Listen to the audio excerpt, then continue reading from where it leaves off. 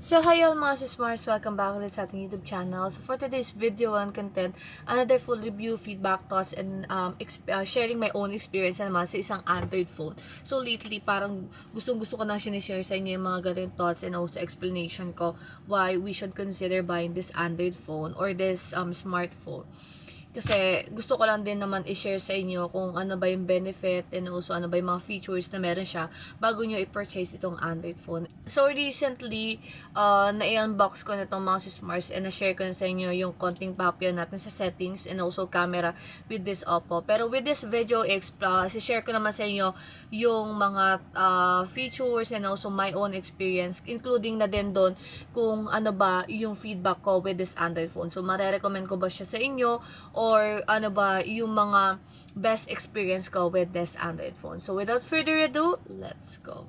And of course, mga sismars, bago nga pala tayo mag-start, let me go ahead and share you guys first the quick specification of this Android phone. So, please bear with me if bayan na siya sa nakikita nyo na wala tayong kilay. Kasi pinapansin ako na kaibigan ko dito na wala daw akong kilay mga mare ko. Kasi nga, later on, mag-film din kami ng separate video because I was planning to film na din ng mga lifestyle vlog. So, balo ko na din mag-create ng mga makeup kineme. I'll just try if by any chance magkiklik. And hopefully, napanoorin nyo pa rin yun. And please keep on supporting me when it comes on creating those kind of contents. And let's proceed na sharing you guys the specification of this Android phone. So, this Oppo A6s was released just this last December 2025 pagkataksyon. So, pagdating sa kanyang size, meron tayong 6.75 inches na merong IPS LCD display na merong 120Hz refresh rate.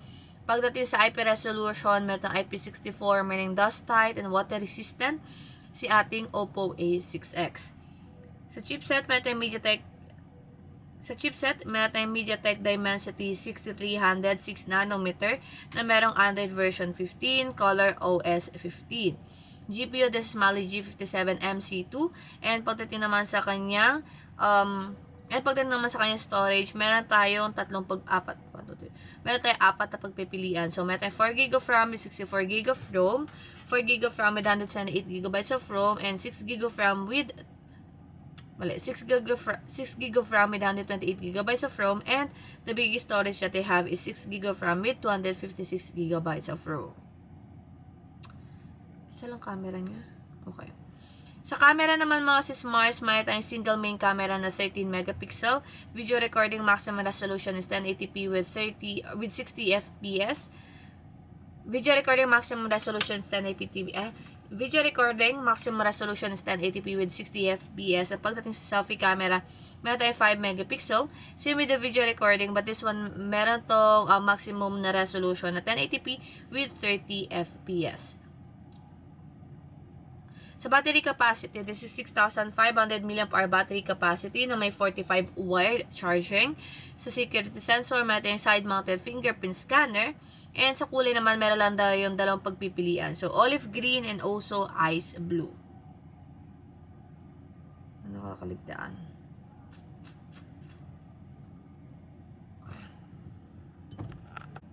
So, yun lang naman mga sismars yung ating quick specification with this Android phone. So, dumako na tayo sa exciting part mga sismars.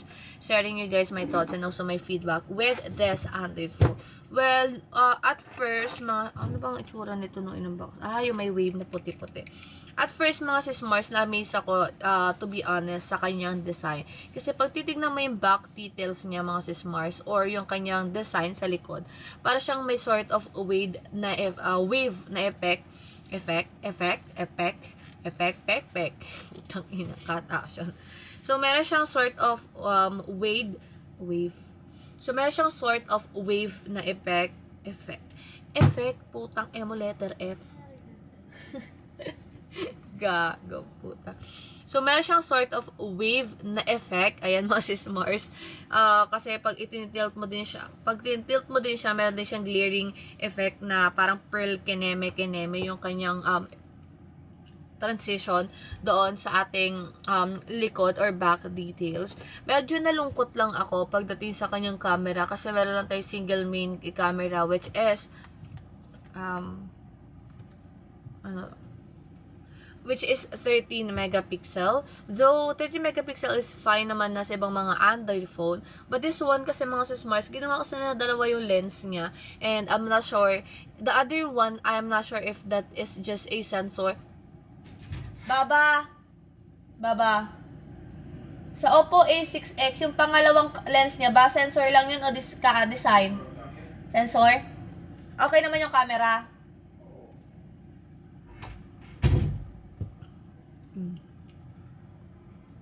Sa camera niya naman mga sis Mars, pagdating sa mga pictures and also video, balance naman siya for me. Pero pag i-rate ko siya, siguro 7 out of 10. 7 out of 10 kasi may part na okay naman yung mga pictures na nakukuha ko doon. And sa video naman, alam niyo na kagad na hindi ako okay pagdating sa video recording nitong Oppo A6s. If flash ko na lang yung mga sis Mars sa mga samples ng videos ko when it comes with this Android phone para din malaman nyo kung ano yung sinasabi ko. Pero kasi, kinukonsider ko naman na okay yung camera niya sa presyo niya. Kasi again, when it comes sa online platform natin or online shopping platform natin mga sis Mars, mabibili niyo to nasa around 5,000 na lang. So, 5,000 plus to be exact. To be specific. So, if ilalagay nyo or i-apply nyo yung voucher na meron tayo dito sa ating YouTube channel, which is exclusive lang, pag-click nyo yung basket natin here sa bottom part ng ating video. Cut action. So, mas mura nyo na pong mabibili itong si ating Oppo A6X. So, going back mga sis Mars, sa camera module niya kasi, medyo hindi na ako maa-amaze kasi marami na ako nakikitang Android phone na ganyan yung design. Siguro, I suggest na since marami na ding iPhone na lumalabas na instead of na patayo yung lens nila, they are actually making the lens na pa-lengthwise or pahaba.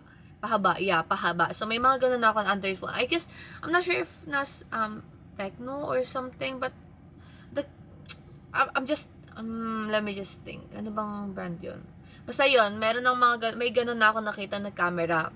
Siguro mas okay yung ganung design para medyo futuristic kasi nga 2026 na and they released this Android phone last December lang or this December lang. So ilang days lang yun or ilang weeks lang nung nilabas nila to mga sis Mars. So bago pa talagang release itong ating Oppo A6X. Pero di ko masabi na pangit talaga yung design niya. Yun lang sa camera module. Siguro mas okay na binago nila na very very light para may touch of 2026 na bagong Oppo, ganon, diba? Kineme. So, yun lang naman, sa camera, medyo na dismaya din ako ng very, very light. But, medyo okay naman siya sa akin pagdating sa chipset. This is MediaTek Dimensity 6200. Tama ba ako? 6200 ba to? Tama. 63. So, this is MediaTek Dimensity 6300. And pagdating naman sa gaming experience ko dito mga sis Mars, okay naman. Hindi ako naka-experience na lagging or any frame drops kahit na nakaset siya into highest resolution. Pagdating sa ML, COD, and also sa Clash of Clans, yun lang naman talaga madalas ko nilalaro. Pero sa mga WUWA, Hawk, yan, hindi ko talaga siya ginagamit, especially na lang din sa yung mga Genshin, yung mga Genshin Impact na yan, hindi talaga ako mas madalas naglalaro ng ganyan si J-Vlog. Pero sa kanya naman, sabi niya, meron na mga ganong scene na nagpe-frame drop siya. Siguro I suggest to set the resolution into the lowest or medium. Try nyo na kung saan mag-fit. Pero kung ganong kataas yung expectation nyo, siguro hindi ko siya marirecommend para sa inyo. So, mas maganda para sa akin, if by any chance na gagamit kayo nito, yung mga hindi ganun kumakain ng storage, yung bibilhin nyo. Fourth thing, next naman is sa kanya storage. Napakadami mong storage na pagpipilian dito mga sis Mars. Mayroong pinakamataas pa nga 2 GB, 60, pinakamataas puking ina. Pinakakamataas mo, leche ka. Meron pa nga pinakamataas is 6 GB of RAM with 256 GB of room. Sobrang laki na noon mga sis Mars. Ang dami mo nang malalagay.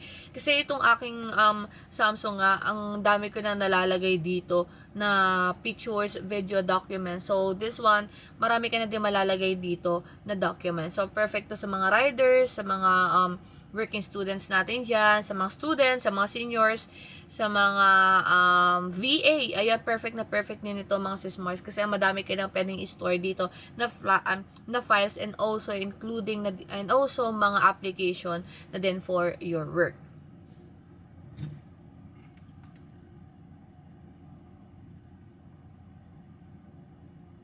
Ano ba to? Notch ba to?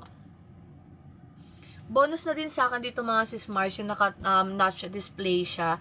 Kasi nga, alam niyo, bonus na din dito mga sis Mars, yung naka-punch hole siya. Kasi nga, naka-punch hole. Bonus na din dito mga sis Mars, yung naka-punch hole yung display niya. Sobrang puti ko naman dito na parang kukunin ako ni Lord Marico. So, bonus na din dito mga sis...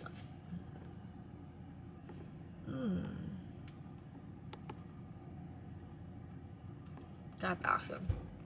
So, bonus na din dito mga sis Mars yung naka-punch hole itong ating itong ating Oppo A6X kasi mas okay siya sa akin kasi pag nanonood ako mas feel ko yung pinapanood ko or pag naglalaro ako mas feel ko yung pinapanood ko if naka full screen display na talaga siya. Kaya mas okay to at walang sagabal yung mga ganitong design. Naka-AMOLED pa to. Hindi siya naka-AMOLED. IPS lang siya.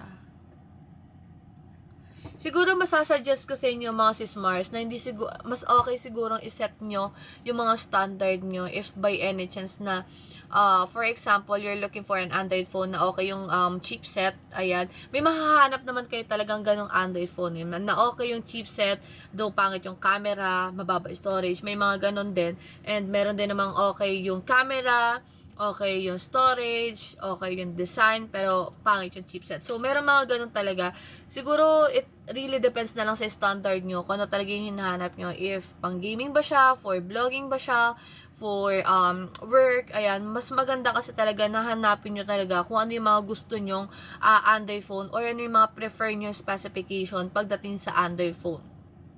Mahirap kasi na bibili ka ng Android phone na hindi mo naman talaga alam kung ano yung mga features niya, kung ano yung specification niya. So, mas okay na, I suggest, kasi ako bago ako bibili ng isang Android phone, mag-search muna ako, mag-search ako sa Google, itatingnan ko yung specification niya, and then after that, maghanap ako ng mga content creators din na gusto ko, yung pinapanood ko talaga, na if by any chance meron silang mga review, titingnan ko yung pro and cons ng mga Android phone, kung ano ba yung okay, ayan, dun ko din nakikita kung okay ba siya. And after that, pumupunta ako sa mga stall, tinitignan ko din doon yung Android phone, kasi may mga nakalabas na or naka-display. Pero may mga Android phone kasi na hindi naka-display. So, meron din ganong mga naka-display, may hindi naka-display. So, nasa sa inyo na talaga kung ano yung Android phone na pasok sa inyo.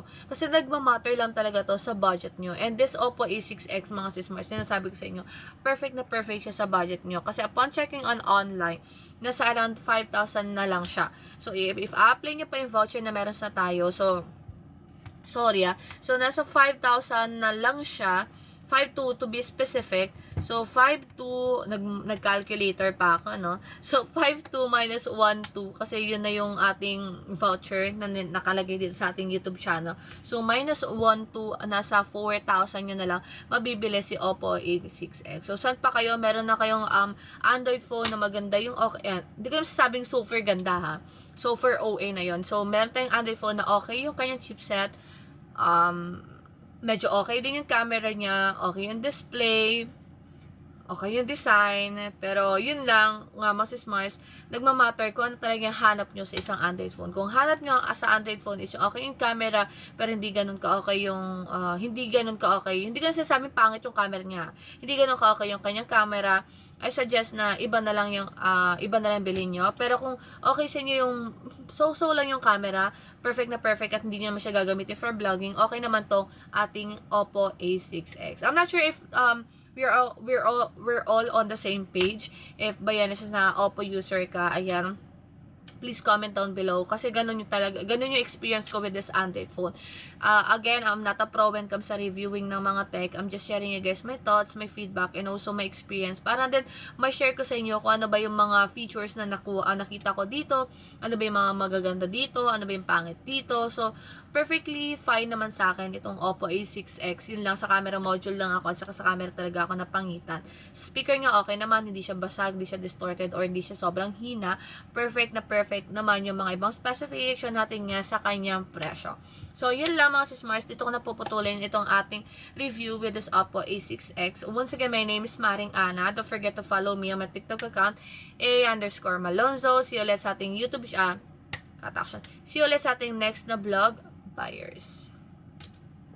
So, hi all mga sismars, welcome back ulit sa ating YouTube channel. So, for today's video and content, another full review, feedback, another thoughts, feedback, and also experience naman tayo with this Android phone. And disclaimer lang mga sismars, no? I'm not a pro when it comes sa reviewing ng mga tech. I'm just sharing you guys my thoughts and also my experience with this Android phone. Kasi gusto ko lang din i-share sa inyo kung ano mga ba or kung worth it nga bang bilhin itong Android phone na to ngayong 2026. So, without further ado, let's go.